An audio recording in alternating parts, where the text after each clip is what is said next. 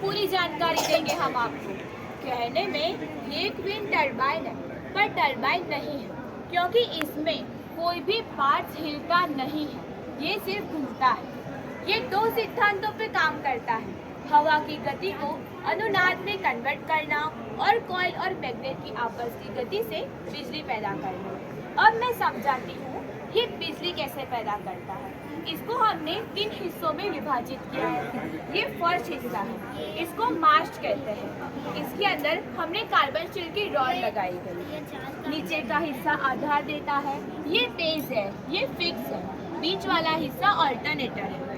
जब हल्के से पवन की वजह से ऊपरी हिस्सा हिलता है और जब पवन की फ्रीक्वेंसी और पाइप की फ्रीक्वेंसी एक होगी, तब ये पाइप ज़्यादा फ्रीक्वेंसी के साथ हिलेगा। उसको हम अनुनाद बोलते हैं। तब हवा में ये एक भवंडर पैदा करता है जो मास्ट को हिलाता रहता है। मैग्नेट बनाने के लिए हम इसे 2 वोल्ट पावर दे रहे हैं, ये हमें 6 वोल्ट पावर दे रहा है।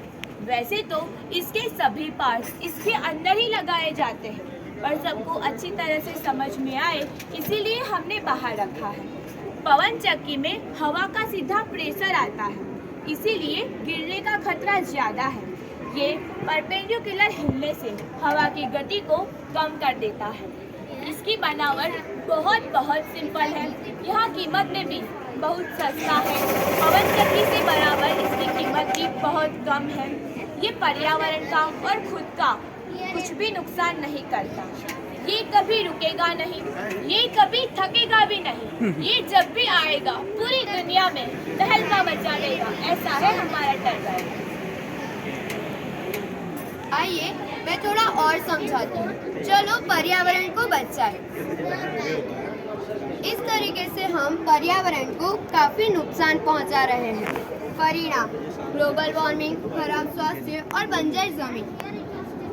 पर्यावरण को हम 2 तरीकों से बचा सकते हैं। पहला, या तो हम पॉल्यूशन को कंट्रोल करें या तो बिना पॉल्यूशन करने वाले यंत्रों का इस्तेमाल करें।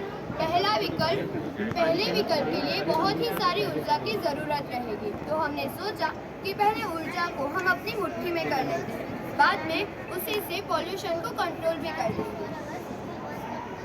ऐसे उपकरणों जो बिजली से चलते हैं, ये रात को बंद हो जाता है और काफी जगह भी रोकता है। इसमें काफी खतरा है।